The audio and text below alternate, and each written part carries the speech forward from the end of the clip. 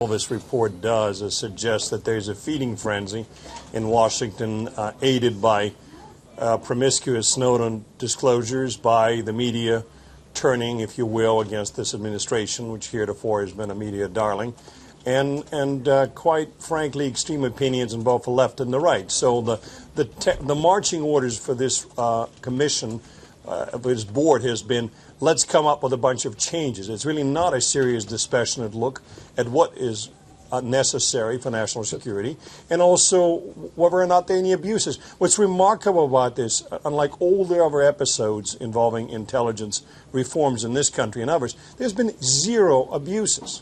Nobody has done anything wrong. Nobody has demonstrated that this level of collection, metadata or foreign intelligence, is unnecessary, far from it. So sure, but this is a very unfortunate exercise. Yeah, this is a bipartisan inquiry which has come up with conclusions about the need for change.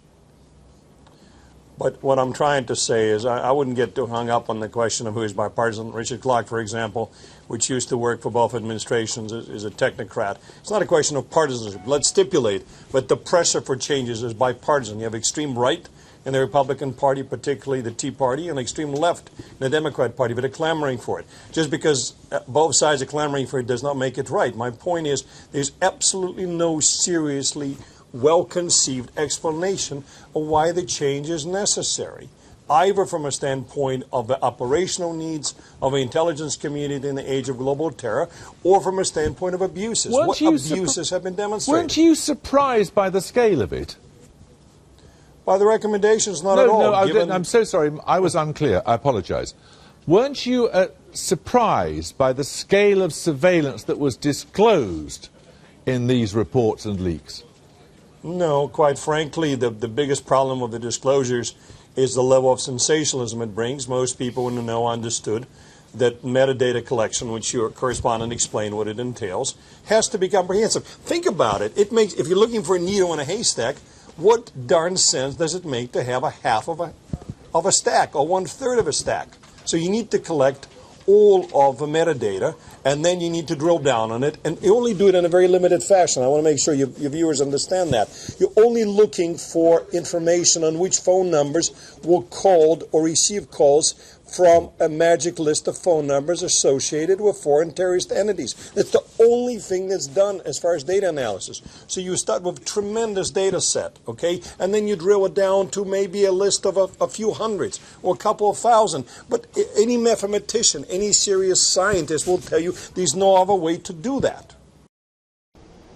It's been a huge victory. It's the whole week has been an amazing victory. First, a federal court, and this wasn't a liberal judge, it was appointed by George W. Bush, a conservative judge, said that this program violates core privacy rights, and also said that there's zero evidence the NSA can present that these programs are even helpful in stopping terrorist plots. And then today, a bipartisan panel appointed by President Obama that includes the deputy director of the CIA, longtime Washington national security advisors, said the same thing, that this program poses a threat to liberty and that it is not necessary to stopping even a single terrorist plot. It's a complete vindication of everything Mr. Snowden said early on and that we've been reporting for the last 6 months.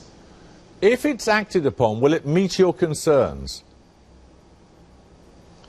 Well, there's still a lot of details to be worked out, but if it's acted upon in full, it will be a very significant step to restoring individual privacy and some meaningful controls on the NSA, which are currently lacking. Absolutely.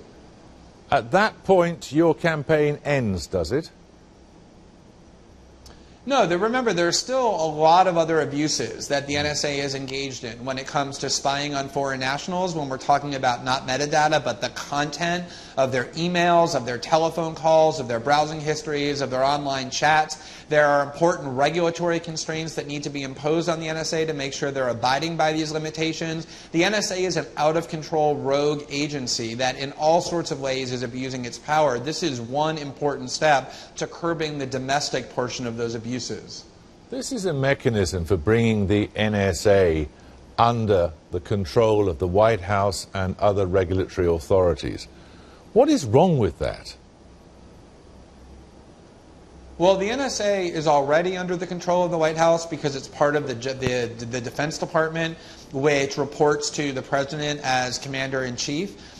So I'm not really sure what you're asking. It's already part of the executive branch under the authority of the White House. Well, for example, on the question of the surveillance of foreign leaders, a particularly contentious issue, the proposal here is that such authorization has to come directly and explicitly, and in a particular case, from the White House. Right. Well, first of all, I think most insiders, and there's been lots of people who have gone to reporters and have said this, the White House was already aware of the targeting of these leaders, although they deny it. But secondly, the mere fact that the president approves of it doesn't make it right. The president approves of all sorts of things, from imprisoning people at Guantanamo with no charges to the current NSA program that I think lots of people with consensus are now realizing are quite wrong. But again, I agree that more constraints are better, and it's heading in the right direction, clearly as a result of what Mr. Snowden, what he did.